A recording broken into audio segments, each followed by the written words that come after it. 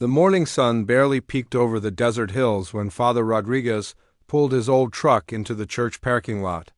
It was going to be another hot day in the small New Mexico town of Cedar Ridge, but the priest had always loved these quiet morning moments before the world woke up. He grabbed his coffee and walked toward St. Michael's Catholic Church. The same path he had taken every morning for the past 12 years, but something was different today. As he got closer to the heavy wooden doors, Father Rodriguez stopped in his tracks. His coffee cup slipped from his hands and crashed to the ground. There, slumped against the church doors, was a young girl. Her long black hair was soaked and tangled, hanging like a curtain over her face. Thick rope bound her wrists to the metal door handles, and she wasn't moving. Father Rodriguez rushed forward, his heart pounding. The girl looked to be about 16 years old, and she was wearing a torn blue dress that was completely drenched. Her feet were bare and muddy.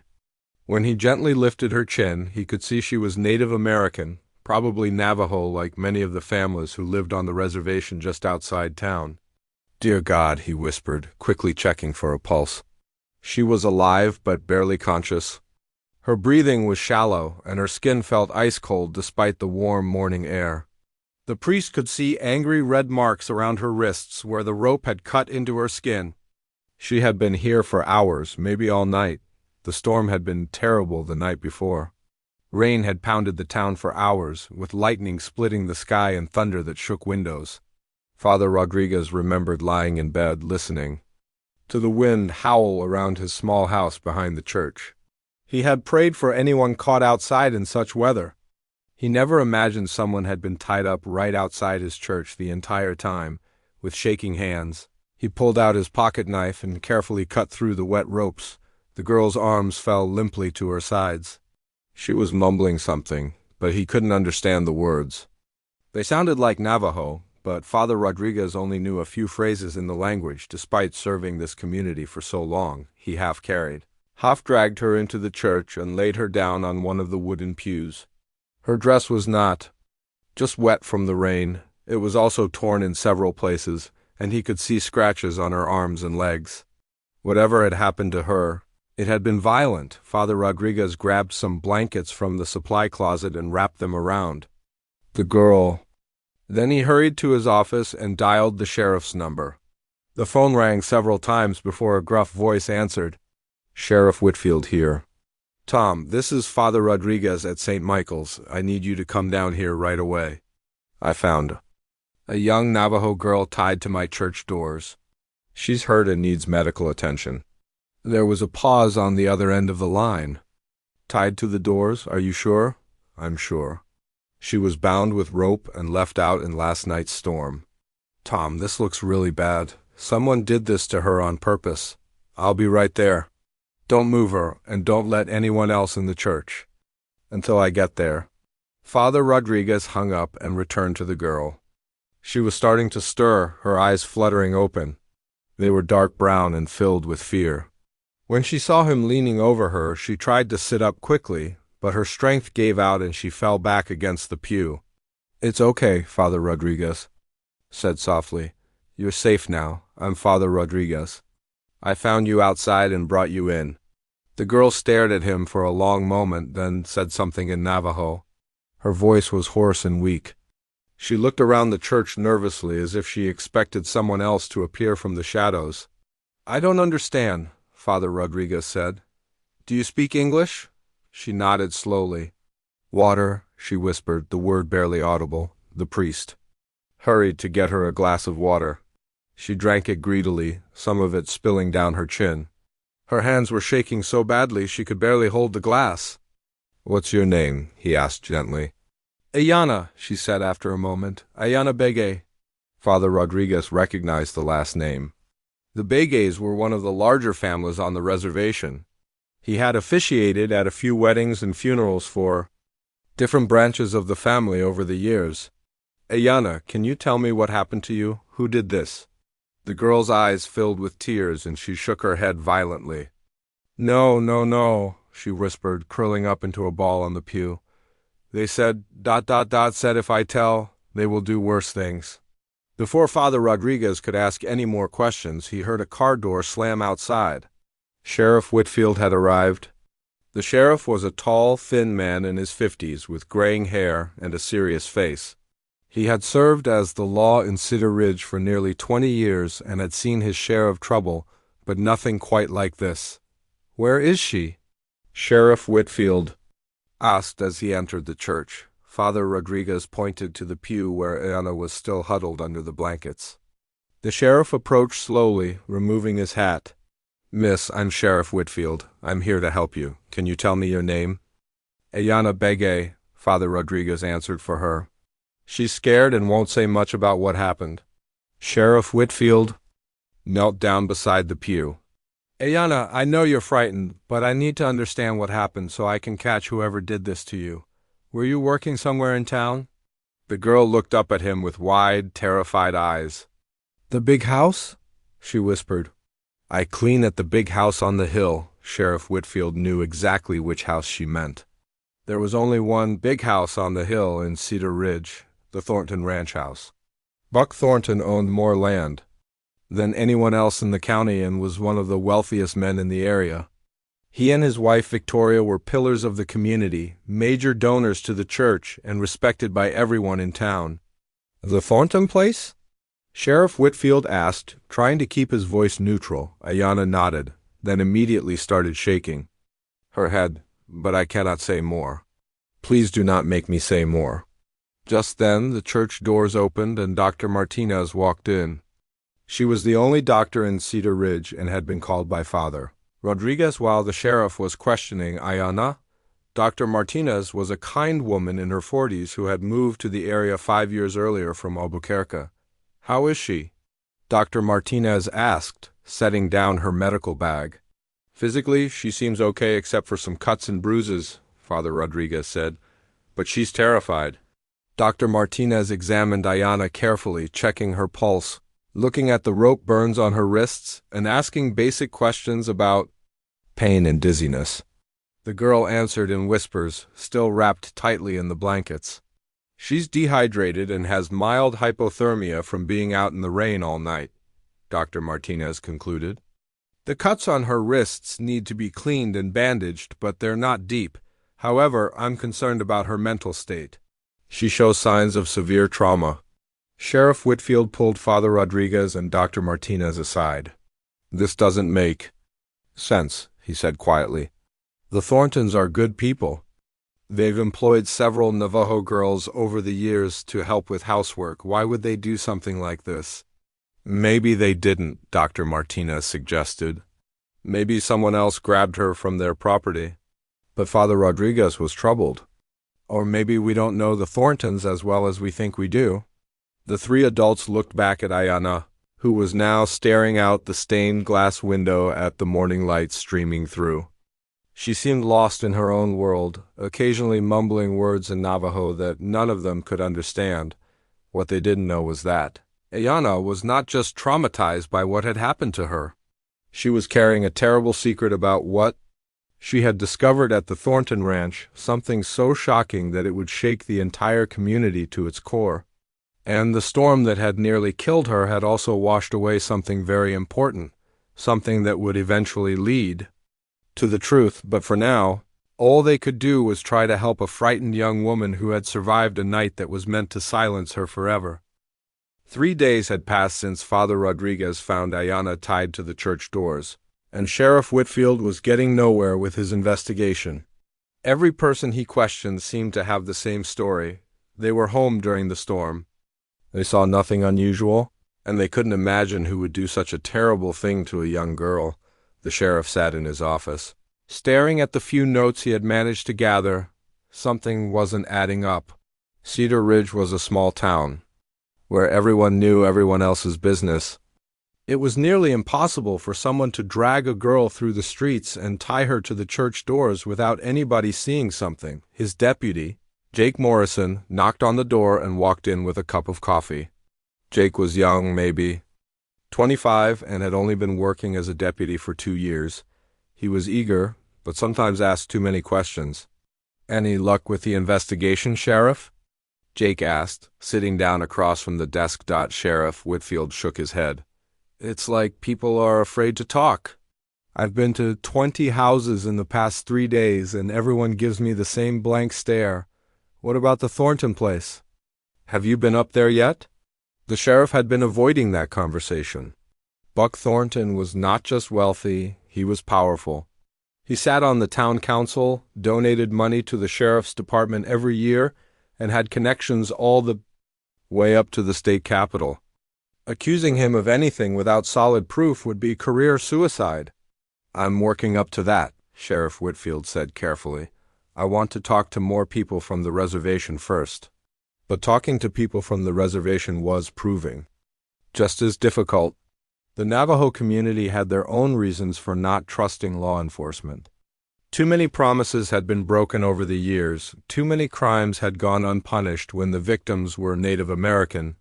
That afternoon, Sheriff Whitfield drove out to the reservation with Jake. They stopped at the trading post, a small building that served as the unofficial community center.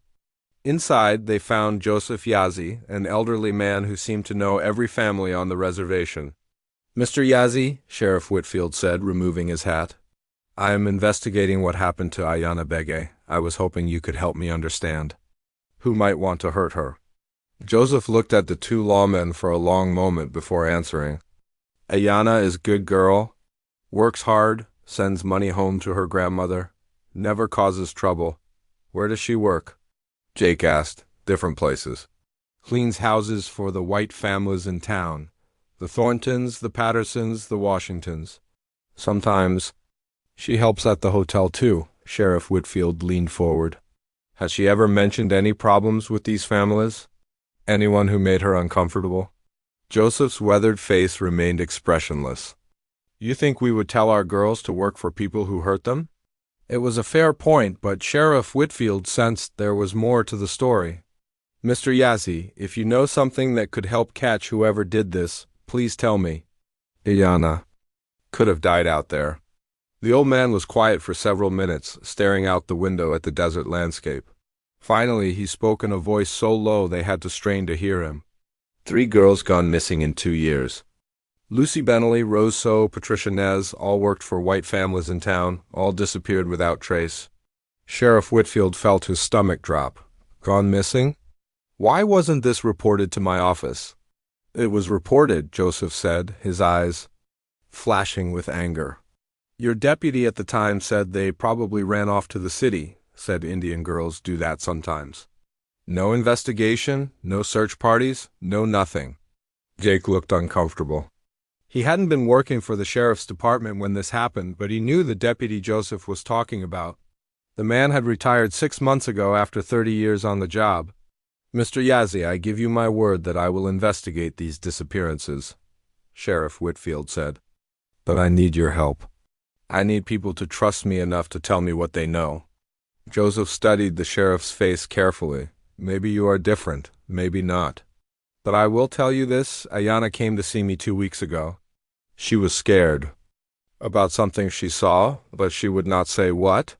She only said she was thinking about quitting her job. Which job? Sheriff Whitfield asked quickly. The big house on the hill. After leaving the reservation, Sheriff Whitfield and Jake drove back toward town in silence. The sheriff's mind was racing. 4 Navajo girls with connections to the same wealthy families, and his own department had failed to investigate 3 disappearances. He was starting to understand why the Native American community didn't trust law enforcement. That evening, Sheriff Whitfield decided to visit Dr. Martinez at her clinic. He found her finishing up with her last patient of the day, an elderly farmer. With a broken wrist? How is Ayana doing? He asked after the farmer left. Dr. Martinez looked tired. She had been checking on Ayana twice a day since the incident. Physically, she's healing well, but mentally, she's still very traumatized. She has nightmares every night and she jumps at every sound. Is she staying somewhere safe? Father Rodriguez arranged for her to stay with the Yazzie family on the reservation. She feels more comfortable there than in town. Sheriff Whitfield nodded. Dr. Martinez, I need to ask you something, and I need you to be completely honest with me. When you examined Ayana, did you find any evidence that she had been hurt in other ways? The doctor understood what he was asking. No signs of physical assault in that sense. But Sheriff, there was something else. I found traces of a sedative in her blood when I ran some tests. A sedative? You mean someone drugged her? That's what it looks like. It's a powerful medication that would have made her confused and compliant. The interesting thing is, it's not something you can buy at a regular pharmacy. It's the kind of drug that's used in hospitals or veterinary clinics. This information hit Sheriff Whitfield like a punch to the stomach. Someone had planned this. Attack carefully. They had drugged Ayanna, taken her somewhere, and then tied her to the church doors. But why? What was the point of humiliating her in such a public way? The next morning, Sheriff Whitfield made a decision that he knew would change everything. He was going to drive up to the Thornton ranch and ask some hard questions. Buck Thornton might be powerful, but a young girl had nearly died, and 3 others were still missing. The Thornton ranch house sat on top of a hill overlooking the entire valley. It was a massive stone building with a red tile roof, surrounded by well-maintained gardens and expensive cars. Sheriff Whitfield had been to a few charity events there over the years, but he had never been inside as part of an official investigation. Victoria Thornton answered the door. She was a woman in her 50s with perfectly styled blonde hair and expensive jewelry. Her smile seemed forced when she saw the sheriff's uniform. Sheriff Whitfield, what a surprise. Is everything all right?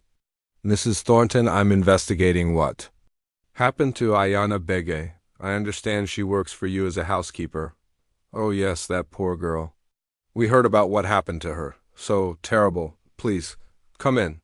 The inside of the house was even more impressive than the outside. Marble floors, crystal chandeliers, and artwork that probably cost more than most people made in a year.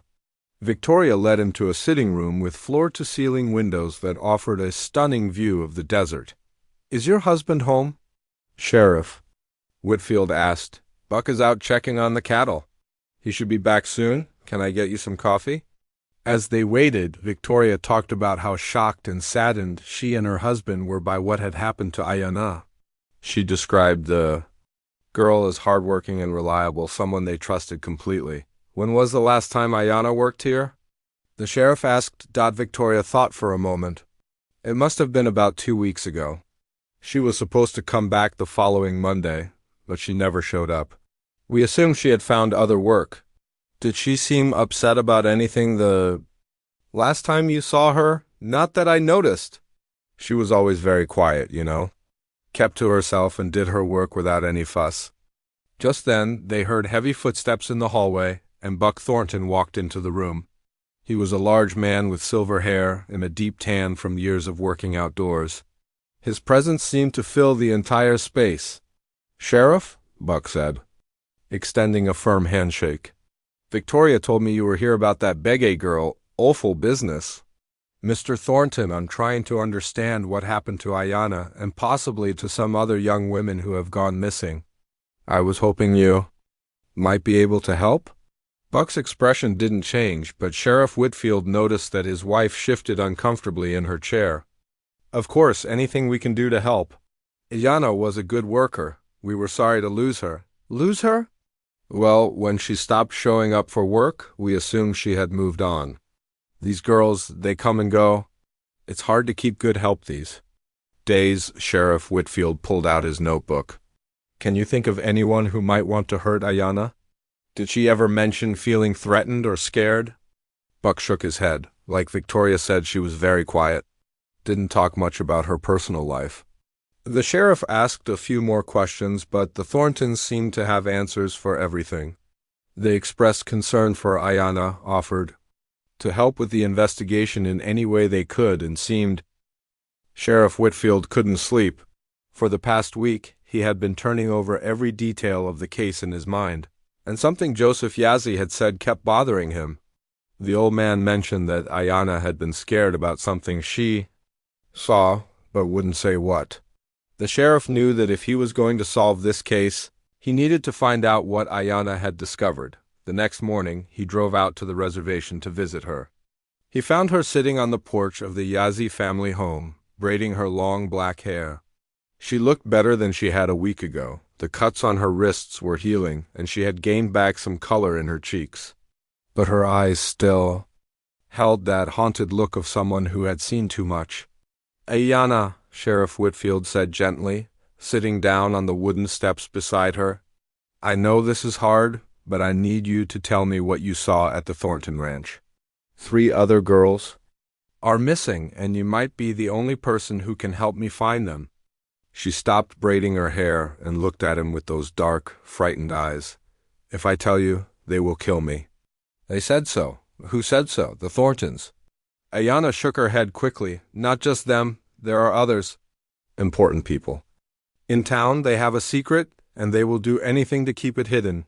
Sheriff Whitfield felt his pulse quicken. "What kind of secret?" For a long moment, Ayanna stared out at the desert landscape.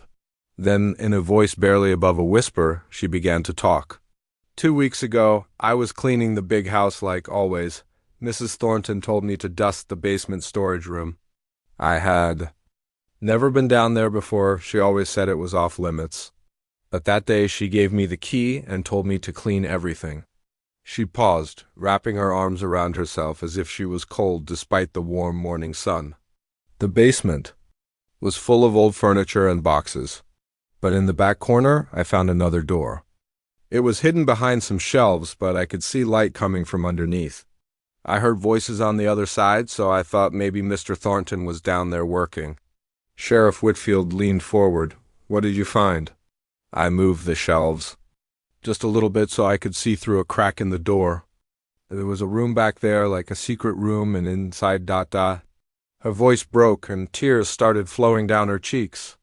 "Take your time," the sheriff said softly. "Inside there were children? Little Navajo children, maybe 5 or 6 years old. They were sitting on mattresses on the floor, and they looked so scared and thin. There were 3 of them, 2 girls and a boy. They were wearing clean clothes, but their eyes looked empty, like they had given up hope." "Sheriff." Whitfield felt sick to his stomach. "Were they the missing girls? Lucy, Rose, and Patricia?" "No, these were younger. Much younger, but I think the older girls found out about this too, and that's why they disappeared." Ayanna wiped her eyes and continued. "Mr. Thornton was in the room with 2 other men. I recognized one of them, Mr. Peterson, who runs the adoption agency in town. The other man I had never seen before, but he was wearing an expensive suit and carrying a briefcase full of money." "What were they doing?" "They were talking about selling the children. The man with the briefcase was asking questions about their health, their ages, whether they could speak English. Mr. Peterson was showing him papers, fake documents that made it look like the children were orphans who needed homes." Sheriff Whitfield's hands were shaking as he wrote in his notebook. "Did you hear anything else?" "Mr. Thornton said they had buyers lined up in California and Texas. Rich families who wanted Indian children but didn't want to go through the proper legal process. He said they could make these children disappear from the reservation records and create new identities for them." The pieces of the puzzle were finally coming together in the sheriff's mind. This wasn't just about one girl being attacked. It was about an organized criminal operation that was stealing Native American children and selling them to wealthy families who wanted to adopt without following legal procedures. "What happened when you saw this?" he asked. "I was so shocked that I knocked over one of the shelves trying to get away. It made a loud noise and they heard me. Mr. Thornton came running out and grabbed me. He was so angry his face was red. And he was yelling." "What did he say?" "He said I had seen something I shouldn't have seen. He dragged me upstairs to Mrs. Thornton, and they made me sit in the kitchen while they decided what to do with me. I heard them talking in the next room. They were arguing about whether to let me go or make me disappear like the other girls." Sheriff Whitfield felt a chill run down his spine. "How did you get away?" Mrs. Thornton came back and gave me a glass of water. "I think there was something in it because after I drank it, everything became fuzzy and I couldn't think clearly. The next thing I remember, I was tied to the church doors in the rain." "Why the church doors? Why not just make you disappear like the others?" Ayanna thought about this for a moment. I think they wanted to send a message to other Navajo people who work in town. They wanted everyone to see what happens to people who learn too much. But they also wanted it to look like a random attack, not connected to them. Sheriff Whitfield closed his notebook and looked at the young woman beside him.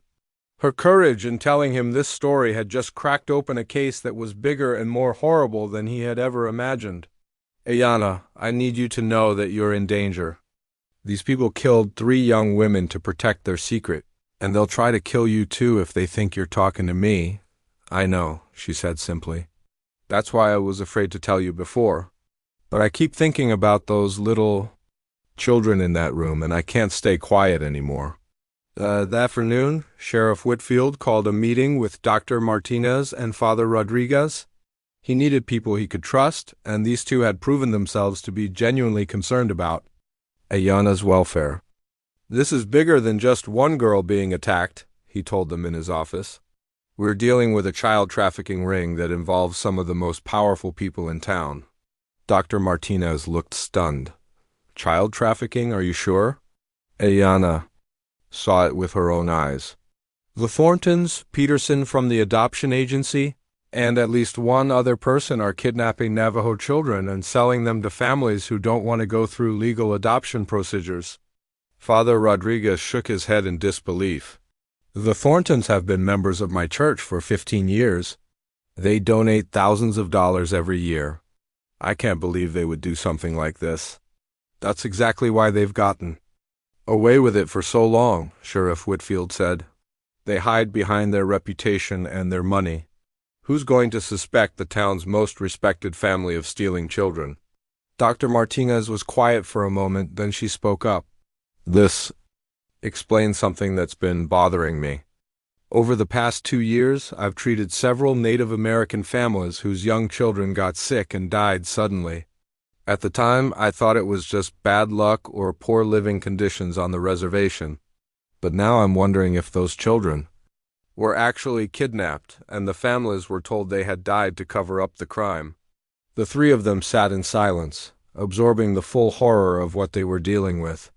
This wasn't just about missing teenagers, it was about stolen children, grieving families who thought their babies were dead, and a criminal network that had been operating under their noses for years. What do we do now? Father Rodriguez asked. We need evidence, Sheriff Whitfield said. Ayana's testimony is important, but it won't be enough to convict people this powerful. We need to find that secret room, rescue those children, and get documents that prove what they've been doing. That's going to be dangerous, Dr. Martinez pointed out. If they're willing to kill to protect their secret, they won't hesitate to come after anyone who threatens them. Sheriff Whitfield nodded grimly. I know, but we can't let this continue. There are children's lives at stake. As the meeting ended, none of them realized that their conversation had been overheard. Victoria Thornton's younger brother worked as a janitor in the sheriff's building, and he had been listening outside the door. Within an hour, the Thorntons knew that their secret was out. That night, Sheriff Whitfield received a phone call at home. The voice on the other end was muffled, but the message was clear. Drop the investigation or the girl dies. You have 24 hours to decide. The sheriff hung up and immediately called Jake Morrison. I need you to drive out to the reservation right now and make sure Ayana is safe. Don't let her out of your sight. But when Jake arrived at the Yazzie family home, he found the front door standing open and signs of a struggle in the living room. Ayana was gone, and so was any hope of rescuing the children she had seen. The criminals had made their move, and now Sheriff Whitfield was running out of time to save not just Ayana, but all the other children whose lives hung in the balance. Sheriff Whitfield stood in the empty Yazzie family home, staring at the overturned chairs and broken dishes scattered across the floor. His worst fears had come true. The criminals had taken Ayana, and now the only witness to their crimes was. In their hands, Jake Morrison was searching the back rooms, looking for any clues about where they might have taken her. Sheriff, I found something. He called out from the bedroom. On the floor beside Ayana's bed was a small piece of carved turquoise. It looked like it had been deliberately placed there, not dropped by accident. Sheriff Whitfield picked it up and examined it closely. There were tiny symbols etched into the stone, Navajo symbols that he didn't recognize. "Get Joseph Yazzie over here right away," he told Jake. "And call Dr. Martinez and Father Rodriguez. We need all the help we can get." Joseph arrived within minutes, his weathered face grim with worry. When Sheriff Whitfield showed him the turquoise carving, the old man's eyes widened. "This is not Navajo work," Joseph said, turning the stone over in his hands. "These symbols are wrong, made by someone who does not understand our ways. But Iyana ... she would know this. She would recognize that these symbols are fake." "What does that mean?" Sheriff Whitfield asked. "It means she left this on purpose. She wanted us to know that whoever took her is trying to make it look like Navajo people were involved, but she knows better." Dr. Martinez arrived just as Joseph was explaining the significance of the carving. She looked shaken and exhausted. The past few days had taken a toll on everyone involved in the case. "Any word from the kidnappers?" she asked. Sheriff Whitfield shook his head. "Nothing since that phone call last night. But I have a feeling they're not going to kill her right away. They need to know how much she told us and whether we have any evidence." Father Rodriguez was the last to arrive. He had been praying in his church since Jake called him with the news about Ayana's disappearance. The priest looked older than his years, burdened by the knowledge that such evil had been operating in his community. "What do we do now?"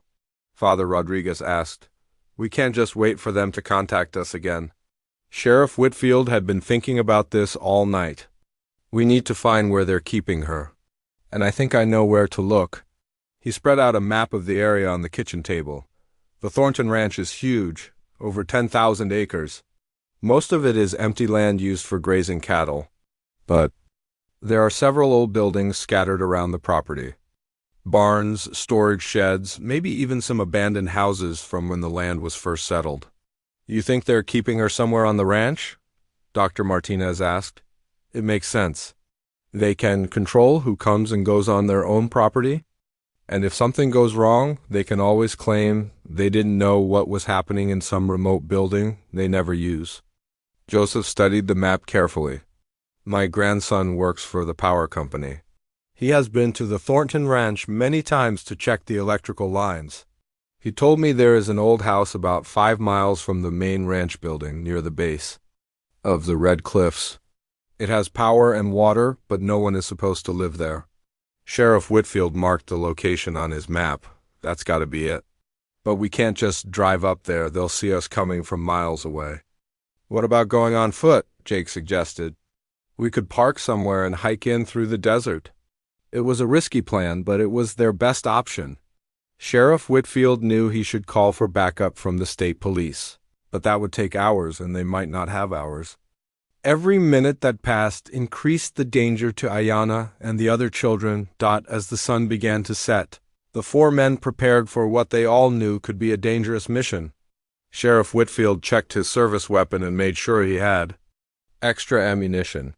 Jake had brought a rifle from his personal collection. Joseph carried an old hunting knife that had belonged to his father. Father Rodriguez insisted on coming along, despite having no experience with this kind of situation. "I've failed this community by not seeing what was happening right under my nose," the priest said. "I need to do something to make it right." They drove to a spot about 3 miles from the target location and left the sheriff's car hidden behind some large rocks. The desert was beautiful in the dying light, with the red cliffs glowing like fire against the darkening sky.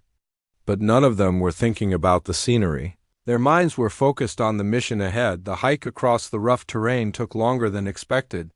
They had to move carefully to avoid being seen, staying low and using whatever natural cover they could find.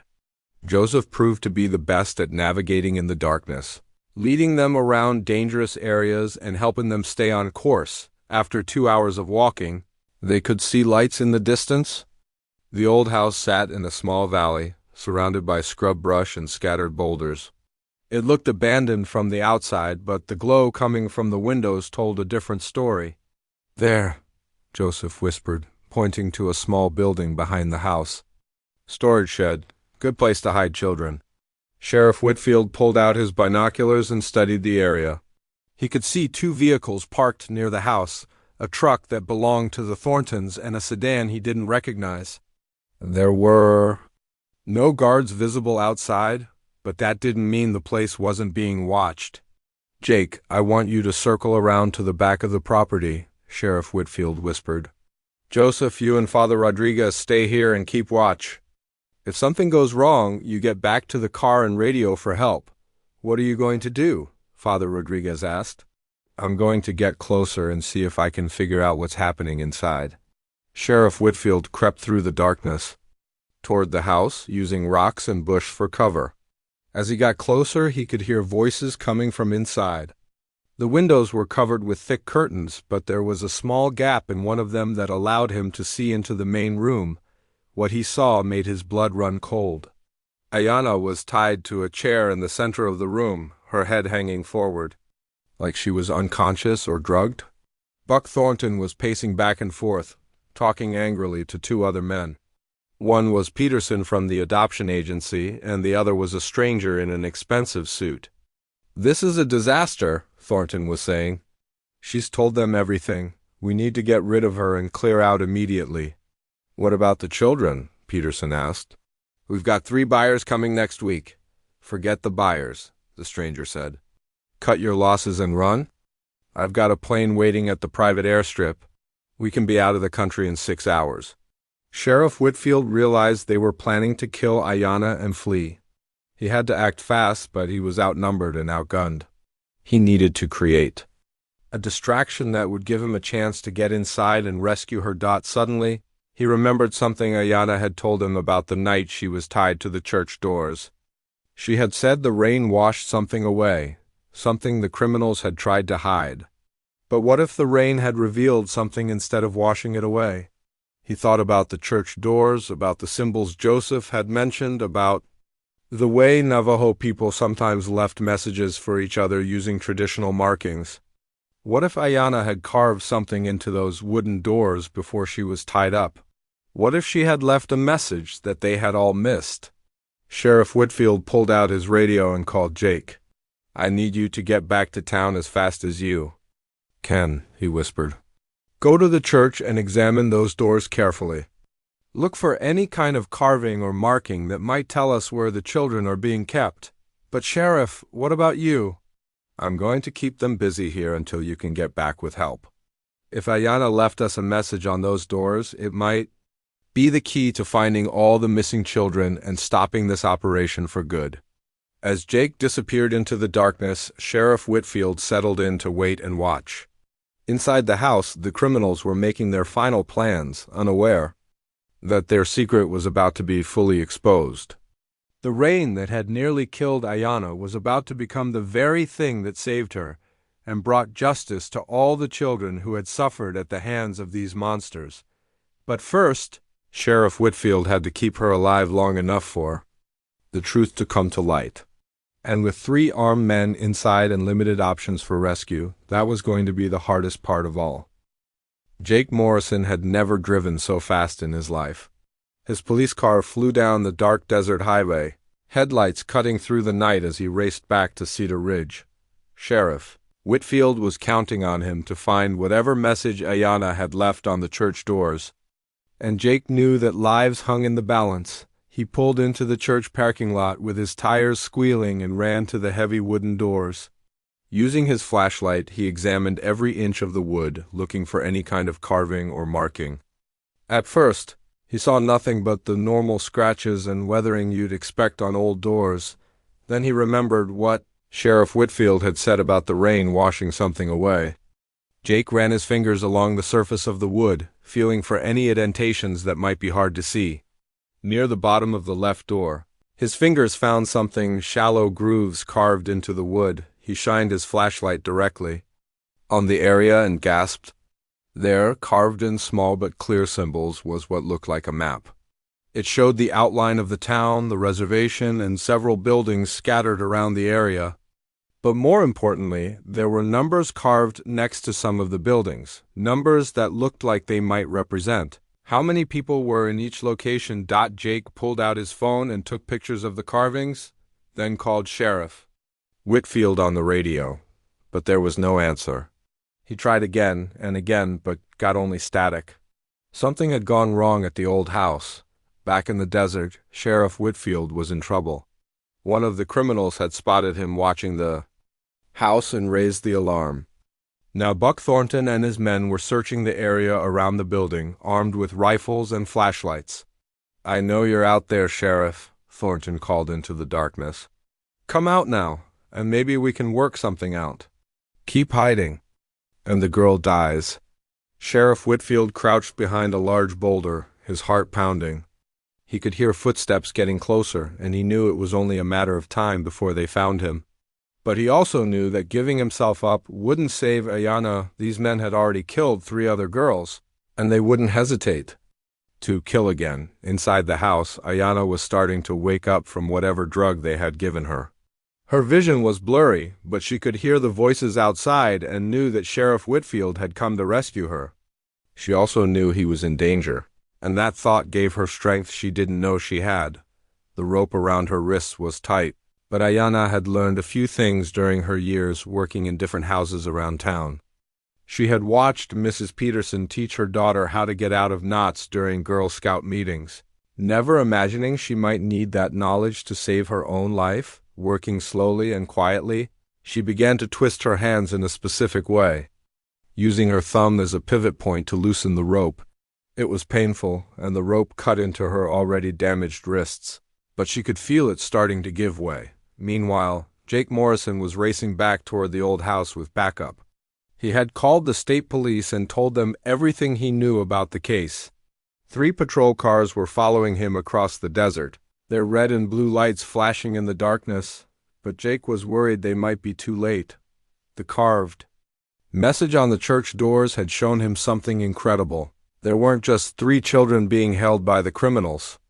According to Ayanna's map, there were at least 7 children scattered across different locations, including some on other properties owned by the conspirators. The biggest number on the map was carved next to a building that Jake recognized as an old mining facility about 20 miles north of town. If Ayanna was right, there were at least 4 children being held there, probably the older ones who were harder to place with adoptive families. As the rescue convoy raced through the night, Jake radioed ahead to the state police headquarters. "We need teams sent to multiple locations," he said. "This is bigger than just one house. They've got children hidden all over the county." Back at the old house, Sheriff Whitfield made a desperate decision. He couldn't stay hidden much longer, and he couldn't wait for backup that might not arrive in time. He was going to have to create his own distraction and hope for the best. He remembered the extra ammunition in his pocket and the rocky terrain around the house. If he could create enough noise and confusion, he might be able to get inside and free Ayanna before the criminals realized what was happening. Sheriff Whitfield fired 2 shots into the air, then immediately moved to a different position. The sound echoed off the red cliffs, making it hard to tell where the shots had come from. Buck Thornton and his men spun around, trying to locate the source of the gunfire. "He's behind the house," Peterson shouted, running toward the back of the building. "No, he's over by the rocks," the stranger in the suit called out, heading in the opposite direction. In the confusion, Sheriff Whitfield sprinted toward the front door of the house. He kicked it open and rushed inside, his gun drawn. The main room was empty except for the chair where Ayanna had been tied up, but the ropes were on the floor and she was nowhere to be seen. "Ayanna," he called out in a loud whisper. "Where are you?" "Here," came a weak voice from behind the kitchen counter. "I got free, but I think they're coming back." Sheriff Whitfield helped her to her feet, amazed that she had managed to escape on her own. "Can you walk?" She nodded, though she was still unsteady from whatever drugs they had given her. "There's a back door through the kitchen. We can get out that way." But before they could move, they heard footsteps on the front porch. The criminals had realized their mistake and were returning to the house. Sheriff Whitfield and Ayanna were trapped. "Is there anywhere to hide?" he whispered. Ayanna pointed to a small closet near the back door. "In there, but it's not very big." They squeezed into the tiny space just as Buck Thornton burst through the front door, cursing loudly when he saw the empty chair and cut ropes. "She's gone," he shouted to the others. "Find her. She can't have gotten far." From their hiding place, Sheriff Whitfield and Ayanna could hear the men searching the house, overturning furniture and smashing dishes in their anger. They were like wild animals, desperate and dangerous because they knew their criminal empire was falling apart. What about the other children? Sheriff Whitfield whispered to Ayanna, "Where are they keeping them?" "Different places," she whispered back. "I carved a map on the church doors before they tied me up. Did you find it?" "My deputy found it." "Help is coming, but we need to stay alive until they get here." Suddenly they heard the sound of sirens. In the distance, Jake Morrison and the state police had arrived. But instead of relief, this seemed to make the criminals even more desperate. "Burn it down," they heard Thornton say. "Burn the whole place down and make it look like an accident. If we can't escape, at least we can destroy the evidence." Sheriff Whitfield smelled smoke and realized the criminals were actually going to try to burn down the house with them inside. He kicked open the closet door and grabbed Ayanna's hand. "We have to go now," he said. They ran toward the back door as smoke began to fill the kitchen. Behind them, they could hear the crackling of flames and the shouts of the desperate men who had been willing to kill children for money. Sheriff Whitfield and Ayanna burst out of the back door just as the state police cars surrounded the front of the house.